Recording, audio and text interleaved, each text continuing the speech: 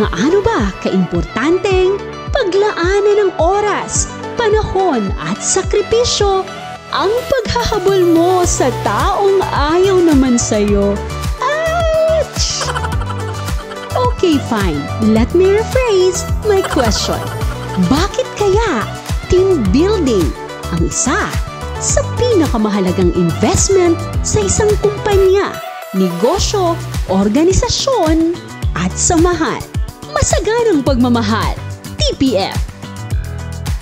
Tara na, liparin natin ang Caloocan Beach sa Tinambak, Camarines Sur at doon, buuin natin ang love life mo. Hoy! At doon, alamin natin kung gaano nga ba kahalaga ang pagbuo ng isang samahan para lalong makapagbigay ng totoo at tapat na serbisyo sa mga taong pinaglilingkuran ninyo.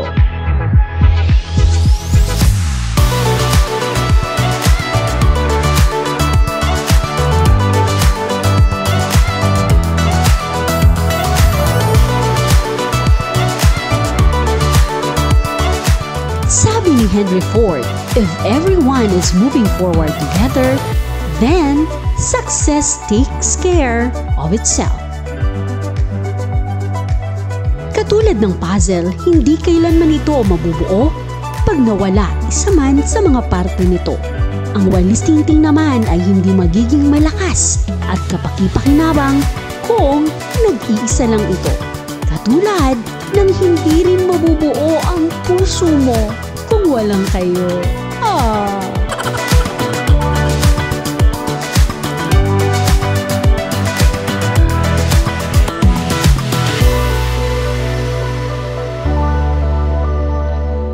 Narito ang 4 sa maraming rason kung bakit mahalagang paglaanan ng oras, pera at sakripisyo ang team building.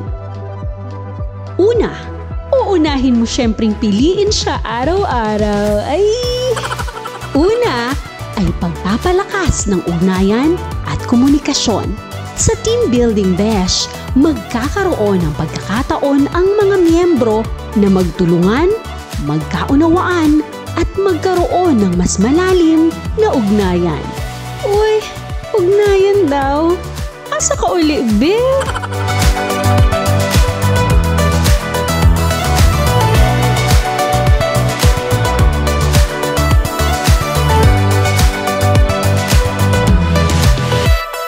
Pangalawa ay napapalakas nito ang tiwala at respeto.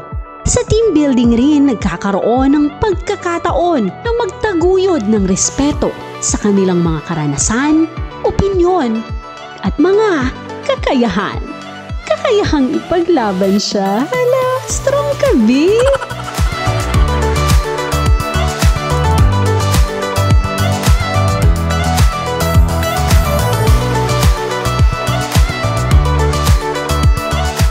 Ang pangatlo, pinalalakas ang collaboration at cooperation.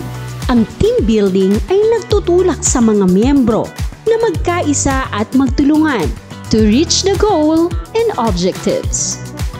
Nagkakaroon ng mas malakas na kolektibong puwersa. O nag-aantay ng punchline yarn. Wala, let's move on. Charot! Ang pang-apat naman ay nagpapalakas ng kumpiyansa at motibasyon. Ang positibong karanasan at tagumpay sa mga team building exercises ay nagbibigay inspirasyon at lakas ng loob sa bawat isa. Umamin ka na, B, hindi mo na kailangan ng team building dahil siya lang ang lakas mo. Uy!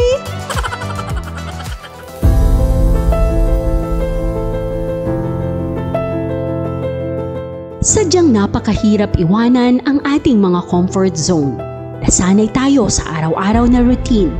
Dahil sa pressure sa trabaho, nakalilimutan nating magpahinga at ang pagsasakripisyo ng isang araw para mag-relax, mag-pause, mag-me time at buuin ang sarili ay nagiging luxury na sa ating lahat. Pero nakalilimutan natin na isa ito sa pinakamahalagang bagay to protect our sanity and emotional well-being. Kasing halaga nito ang pagkakaroon ng maayos na relasyon sa ating mga katrabaho. Dahil tiyak na papunta ito sa mas masaya at makabuluhang trabaho at pamumuhay. Gusto po naming pasalamatan at bigyan ng pagpupugay ang Huyun-Huyun Barangay Council and Workers sa pagpili ng isang challenging at risky na desisyon na maging prioridad ang activity na ito. Maraming salamat din po sa pagpili sa aming grupo na Catalyst na maging facilitator at mga tagagabay ninyo.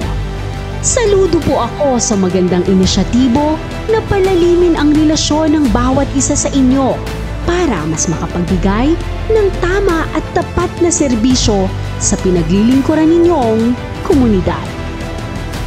Isa rin pong malaking hamon sa inyo kung paano maging consistent at isabuhay ang mga binuo ninyo at pinaglaanan ng pera, atensyon at sakripisyo. Hindi po makukuha sa isang araw ang totoong pagbabago. Siguro, kapag lahat ng barangay nagkaroon ng ganitong inisyatibo, panigurado magkakaroon ng malaking pagbabago. Sa muli po, huwag nating susukuan ang pag-asa dahil laging nasa atin ang Panginoon.